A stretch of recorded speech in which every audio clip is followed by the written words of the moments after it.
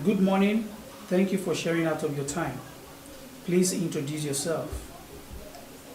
My name is Femi Kinrin. I'm the CEO of Spotlex World Environmental Solutions, as well as a member of the Board of Trustees of the Young Democratic Party. Thank you. For the love of Nigeria, I would like you to rate the performance of the PM administration in the year 2017. Okay, for the love of Nigeria, of course, that should mean that beyond party divides, beyond any sentiment, but then based on objectivity. My rating of the PNB government for the year 2017, or even let's say from inception, is to say that it's grossly below expectation. Going by the number of years that he's been trying to come into power and his experience, as it were, you understand that they are actually reneging on a number of their promises. And of course, one thing that is actually key about the performance of the PNB administration is something that is unbecoming of the quality of a leader. Leaders are supposed to be forward-looking, not backward-looking. The better part of their performance and the time they have spent actually shows that they are always looking backward. There is no government that is ever elected into power to come and analyze the problems that we already know, telling us, oh, the past government did this, the past government did that, and that is why I can't do it. We actually got you into office to come and solve the problems, not to come and analyze the problem. Any Nikompu can analyze any problem. But then they have spent the better part of the time analyzing our problems for us, and of course, making our problems to stare at us at the face. And of course, it has become monotonous to us. And in very many areas, we could see a whole lot of, actions that seems to be like speaking from both sides of the mouth. Most of the things they promised us they were going to do, they have not done them, and they just keep referring us back and back and back. So the administration has, to me, performed below expectation. So yes, going by the body language rule, do you see the government doing any better in 2018? See, until they start being forward-looking, see, it is not an attribute of a good leader to blame or to trade blames. The attribute of a good leader will be, how do I solve the problems on ground? So, and I've not seemed to see them willing to stop this habit of blaming the past. So the body language does not seem to me as if we should expect anything better. But the one good thing about Nigeria is that we easily conform. We are beginning to smile with the suffering and say, okay, let's just go on. So I don't, without any attempt to be like a prophet of doom, but then the body language I'm seeing, the handwritings I'm seeing on the wall does not seem to me as if they are ready for any change. Okay. Talking of selecting leaders in Nigeria, we seem to always get it wrong.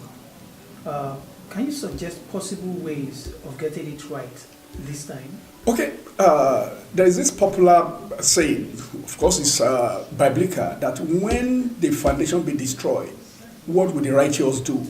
Now, one of the major areas we get it wrong is even in the formation of the parties, as it were, and of course those who get involved. A number of Nigerians feel like just spectating. They think the process of selection begins, from the time of voting. And that is where we get it wrong. The process of selection begins from party formation. Because, for instance, if we have even 10 parties, and all those 10 parties are parties that have armed robbers, will you ever expect a group of armed robbers to select a policeman to lead them? Of course not. A group of armed robbers who wants to select a leader will obviously select an armed robber like them. So, now, when people are talking about, oh yes, we need to actually have the right person, how many Nigerians who are saying, who know what seems to be right, are card-carrying members of any party? That is where it begins. So very many of us just think that electioneering begins from just coming, register as a voter, then you come to vote. So if we want to get it right, those of us who know what is right, or who believe we can analyze, get involved at your ward level. Now, when you are at your ward level and you are really involved at that level, that is also when you now see that people will also possibly put you as maybe part of those who will vote for, as a delegate, to actually choose those who will represent at one level or the other. You see, so when we don't actually begin to put some of these things in place, we'll be getting it wrong. Another thing that is key is this. People who are at the heads of affairs at any party, for instance, the member of the state or national executive committee of parties, board of trustees, when we begin to monetize how these people get to the office, it becomes one of the challenges we are having. For instance, someone who wants to become maybe a member of trustee and he has to pay, up to millions or thereabout for expression of interest. So when someone else comes and says, okay, yes, I want to be a chairman, I want to be, look at maybe a state governor, member of House of Assembly, House of Representatives. Now you have thought of how much you have invested to get to that party. So for him to get for you to recoup your investment, and of course for him to get your own endorsement, you begin to charge him, give me so and so, give me so and so, because you are beginning to say, okay, this is how you can recoup your investment. So when they get to power too, what do you expect? You thought by becoming a leader is an investment. Then those of them who also want to get to power are also seeing it as an investment. So, and those who want to vote for them too, they are also asking for money. So someone who wants to come and serve, for instance, who said he wants to come and be your servant, now will he be the one to pay you? Now let's just use this to get it right. I want maybe a housemaid in my house. And as he's coming to serve in my house, I ask him to be the one to pay me, for me to be able to get her engaged as a housemaid. Now, it's a misnomer. So if I really want, if she decides to pay me, then I should begin to think there must be something she knows how she will be able to get in my house that I probably don't know.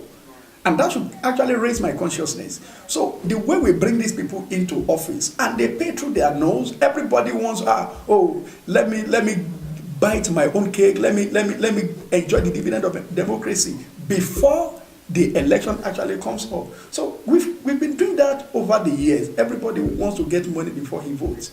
And at the end of the day, people spend so much to get to power. And that is why we will never get it right for as long as we are selling our votes. Forget about ever getting the right result. Another thing that is key is I want people to begin to look at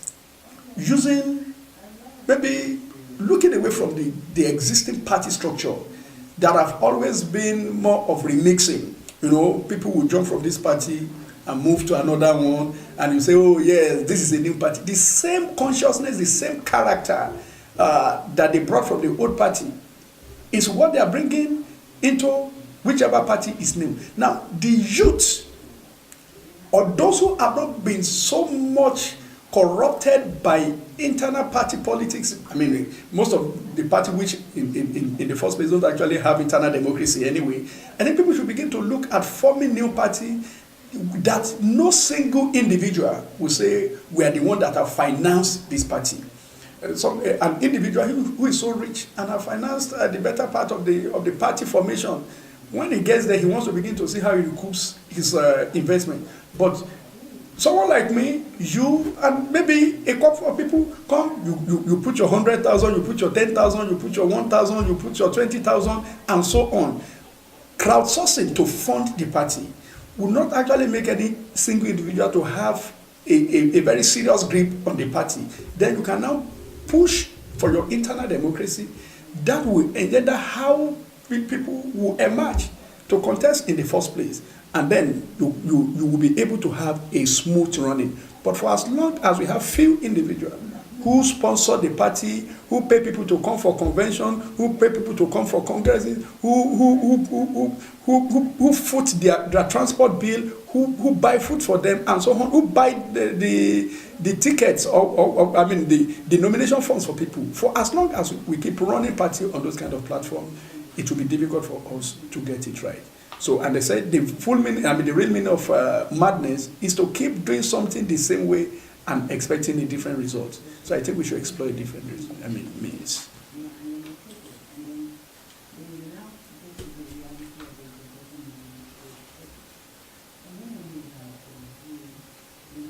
Okay.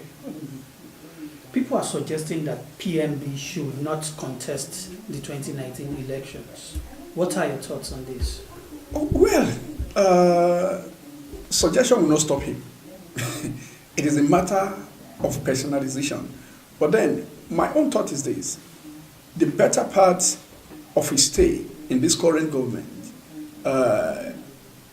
his health has been continuously challenged. I mean, we all know about that.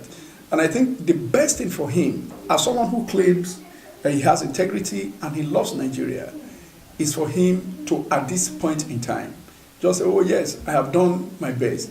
Let me stay away. After all, as of 2011 or thereabout, he said he was not going to contest again. Thank God who is gracious to have given him a time to prove what he can do. So I think it's just going to be honorable for him to decide on his own, not to allow anybody to push him to go and rest. And see, the success of a leader is seen in his successor. If by now he feels he has not been able to put people, to mentor people who has integrity, quote and unquote, like him, who can take over from him, then that is the number one definition of failure on his part. The world is beginning to move or think towards the direction of using younger people who have the strength to actually lead. So I don't think he has the strength. I don't think. God knows better, but I don't think from what we have seen in the current dispensation that he has this.